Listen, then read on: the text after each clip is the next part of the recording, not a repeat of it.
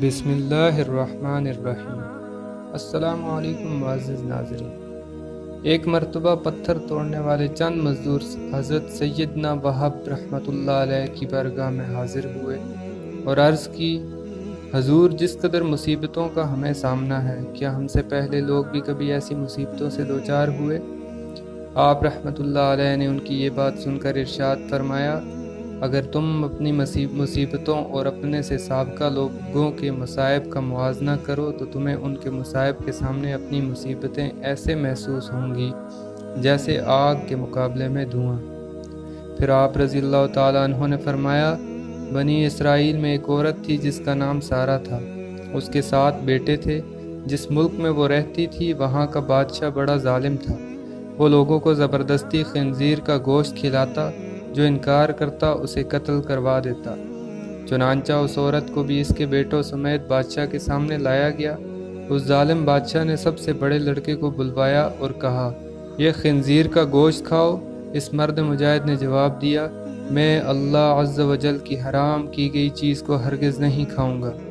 بادشاہ نے جب یہ سنا تو حکم دیا کہ اسے سخت ترین سزا دی جائے۔ جلاد آگے بڑھا اور اس کے ہر عضو کو کاٹ ڈالا اور اسے شہید کر دیا۔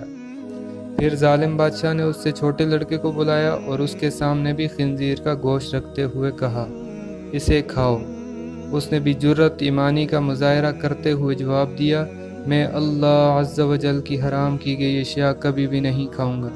یہ سن کر ظالم بادشاہ آگ بگولا ہو گیا اور اس نے حکم دیا کہ ایک تانبے کی دیگ میں تیل ڈال کر اسے آگ پر رکھ دو۔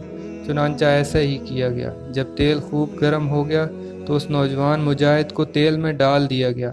اس طرح اس نے بھی جام شہادت نوش کر لیا۔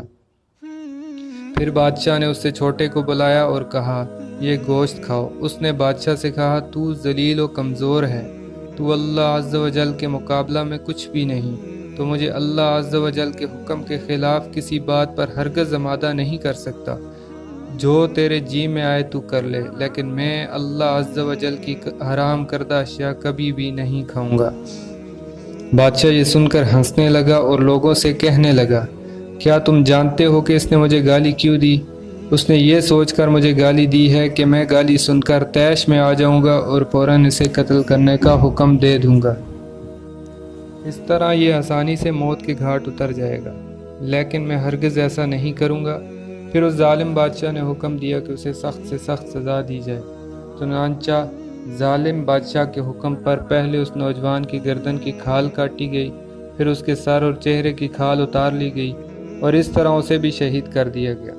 بادشاہ نے اس طرح مختلف ظالمانہ انداز میں باقی بھائیوں کو بھی شہید کروا دیا۔ آخر میں سب سے چھوٹا بھائی بچا۔ بادشاہ نے اس کی والدہ کو بلایا اور کہا، میں تیرا بھی یہی حشر کروں گا۔ اگر تو اپنے اور اپنے اس بیٹے کی سلامتی چاہتی ہے تو اسے تنہائی میں لے جا کر سمجھا۔ اگر یہ ایک لقمہ کھانے پر بھی راضی ہو گیا تو میں تم دونوں کو چھوڑ دوں گا، پھر تم من پسند زندگی گزارنا۔ اس عورت نے کہا، ٹھیک ہے، میں اسے سمجھانے کی کوشش کرتی ہوں۔ پھر وہ اپنے بیٹے کو تنہائی میں لے گئی اور کہا، اے میرے لخت جگر، کیا تو جانتا ہے کہ تیرے بھائیوں میں سے ہر ایک پر میرا ایک حق ہے اور تجھ پر میرے 2 حق ہیں؟ وہ اس طرح کہ میں نے تیرے بھائیوں کو 2 سال دودھ پلایا تھا۔ تیری پیدائش سے چند دن قبل تیرے والد کا انتقال ہو گیا۔ پھر جب تیری ولادت ہوئی تو بہت زیادہ کمزور تھا۔ مجھے تجھ پر بڑا ترس آیا اور میں نے تیری کمزوری اور تجھ سے اپنی شدید محبت کی وجہ سے تجھے 4 سال دودھ پلایا۔ میں تجھے اللہ عز و جل اور اس کے احسان کا واسطہ دے کر کہتی ہوں کہ جو میں نے تجھ پر کیا کہ تو ہرگز اس چیز کو نہ کھانا جسے اللہ رب العزت نے حرام کیا ہے، اور بروز قیامت اپنے بھائیوں سے اس حال میں نہ ملنا کہ تو ان میں سے نہ ہو۔ جب سعادت مند بیٹے نے ماں کی یہ باتیں سنی تو کہا، میں تو ڈر رہا تھا کہ شاید آپ مجھے خنزیر کا گوشت کھانے پر ابھاریں گی، لیکن اللہ عز و جل کا شکر ہے کہ اس نے مجھے تم جیسی عظیم ماں عطا فرمائی۔ پھر وہ عورت اپنے بیٹے کو لے کر بادشاہ کے پاس آئی اور کہا، یہ لو، اب یہ وہی کرے گا جو میں نے اس سے کہا ہے۔ بادشاہ بڑا خوش ہوا اور اس کی طرف خنزیر کا گوشت بڑھاتے ہوئے کہا، یہ لو، اس میں سے کچھ کھا لو۔ یہ سن کر بہادر نوجوان نے جواب دیا، خدا عز و جل کی قسم، میں ہرگز اس چیز کو نہیں کھاؤں گا جسے اللہ عز و جل نے حرام کیا ہے۔ بادشاہ کو یہ سن کر بہت غصہ آیا۔ چنانچہ اس ظالم نے اس مرد مجاہد کو بھی شہید کروا دیا۔ اس طرح یہ بھی اپنے بھائیوں سے جا ملا۔